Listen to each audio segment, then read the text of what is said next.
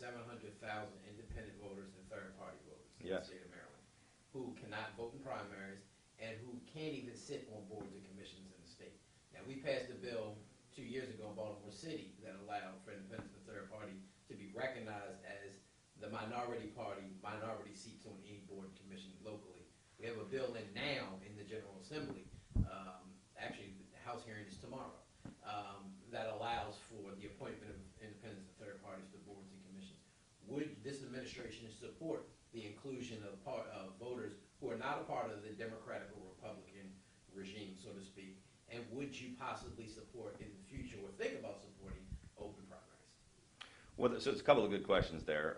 First of all, it's not quite accurate. I mean, we appointed tons of independents to various boards and commissions. There's a couple of specific boards and commissions that say it has to be majority party and a minority party. So you have to have so many Democrats and so many Republicans. And I haven't actually read the bill. That's a good idea. I didn't even know that was happening.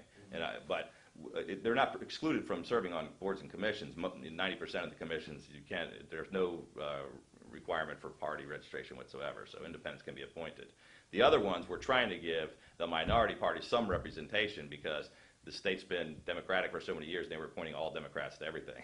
And so there are certain places like the Board of Elections and a couple other things where you're required to put people of the minority party. But I think it's a great idea to consider finding a way to rewrite some of those there's a lot of legislation for each one of those different commissions, so I'm not sure the wording of this bill, but to try to be more inclusive and bring more independents in to the program.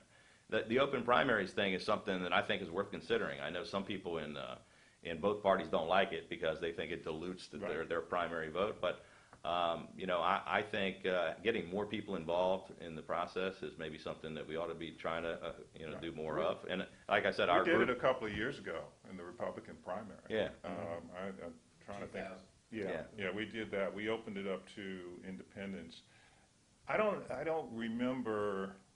It really wasn't a major impact in terms of the candidates. I think we did it as an experiment. I was on the Central Committee, but I wasn't part of the state party, and I'm not sure why we didn't continue it.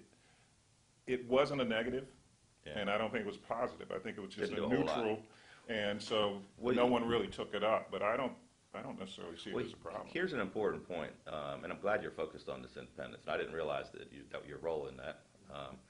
I'm glad to hear about that. But our organization, Change Maryland, has a ton of independents involved. It's the largest growing population in Maryland is the unaffiliated voters. And in the country. I didn't realize it was nationwide. Definitely in Maryland, it's incredible. We have more independents here than a lot of other places do, percentage-wise. So most people think that Maryland has been the Democrats have been growing and the Republicans have been getting weaker, right? And that's absolutely not the case. The Democrats at one point in Maryland had 74%, and Republicans were about 26. Now Democrats have dropped down to just over 50, and the Republicans are at 26%. So it's 2 to 1 now instead of it used to be 3 or 4 to 1. The largest growing segment are the unaffiliated voters who left the Democratic Party because they said, for whatever reason, the Democratic Party doesn't represent me anymore. But I'm not sure I agree with those guys either. And they didn't join the Republican Party. So I think we have kind of like my wife. Yeah. So I think we have 21 or 22% unaffiliated voters, and they are going to make the difference and decide this election. Absolutely, and which leads me. And by the way, we have polling data right now that shows if the election were held today, we would win 65% today of the independent voters in the state of Maryland.